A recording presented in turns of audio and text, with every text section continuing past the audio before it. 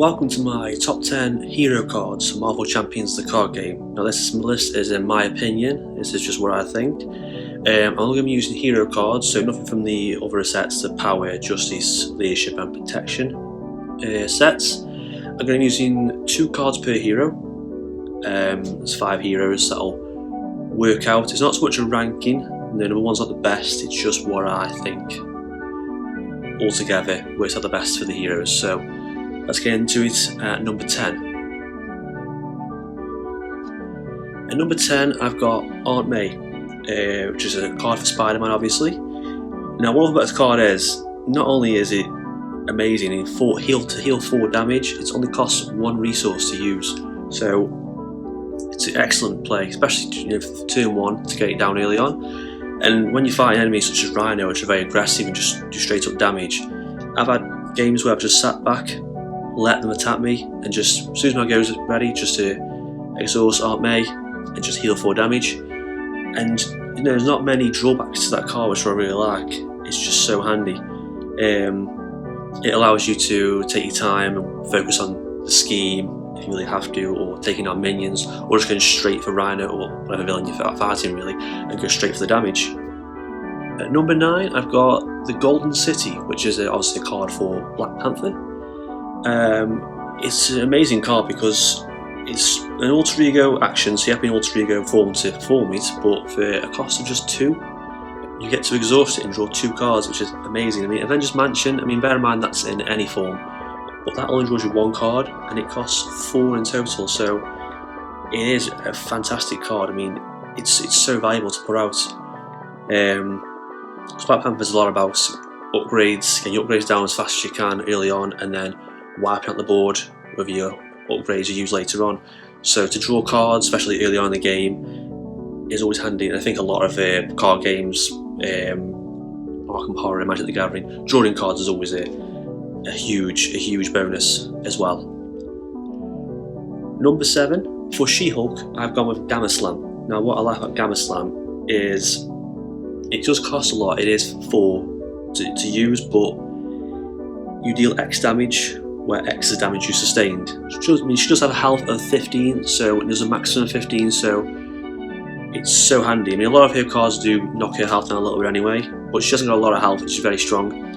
You can do 10-12 damage roughly of this. Even when you're on the ropes, so to speak, and you're really struggling, this can stay in the game. It's one of the cards that you can play. It does cost a lot, but when you're doing 10-12 damage, maybe even 13-14 damage, there's not a lot of villains that can really survive that kind of punishment, especially towards the end of the game, which is why I put this on the list. In Marvel, I've gone with Energy Absorption. Now, all this card is just a resource gaining card, but you gain 3 resources, which is the most you can really get. Most cards give you 1 or 2 most, so to gain 3 is fantastic, and a lot of her cards have synergy of this. They require the energy that it gives out, such as the Photonic Blast, which does 5 damage to an enemy, and if you pay using the resources which you get from that card, you get to draw a card as well. So it's got a lot of synergy with her deck and it works out great. And there's just you can't draw many drawbacks for an energy gaining card really, or resource gaining card should I say. Number 6 for Iron Man, I've gone for the Repulsor Blast. And this is a hero action attack, does 1 damage to an enemy, and then you discard the top 5 cards of your deck, and for each printed resource of that symbol, discard this way, deal additional 2 damage to that enemy. And it seems that a lot of his cards, Iron Man's cards, have that energy on them in the corner. You can deal a lot of damage. It even stacks up. Say you had certain cards that give you extras, such as the energy card, I think it is. It gives you the 2 of the energy types, so you get an extra additional damage. You can do up to 10 damage with this card, only costing 1. it is a bit of a luck, but it usually pays off. Even if you get at least 2, 4, 6 damage, it's always beneficial, which makes it a great card. At number 5, back to Black Panther, I've gone for the Wakanda Forever card, which is an obvious choice really.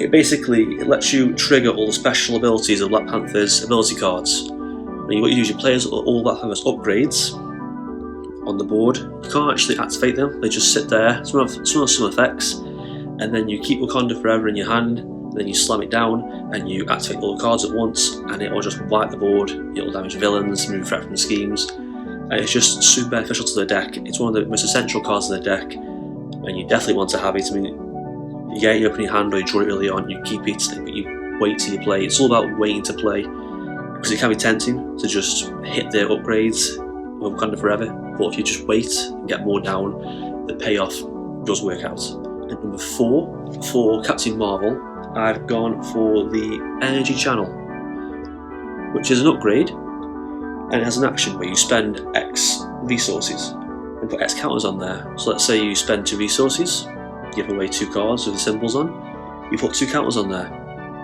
and then when you want to, you can do another action, discard this card and deal 2 damage per energy counters on there. I mean, bear in mind it's a maximum of 10 in total, but still for a 0 cost upgrade card, I mean, I love this kind of card because some situations in this game you'll find you have cards in your hand and you can't play them. You're just sitting there with cards and you're thinking, I've got these energy cards, I can give them away, I don't really need them.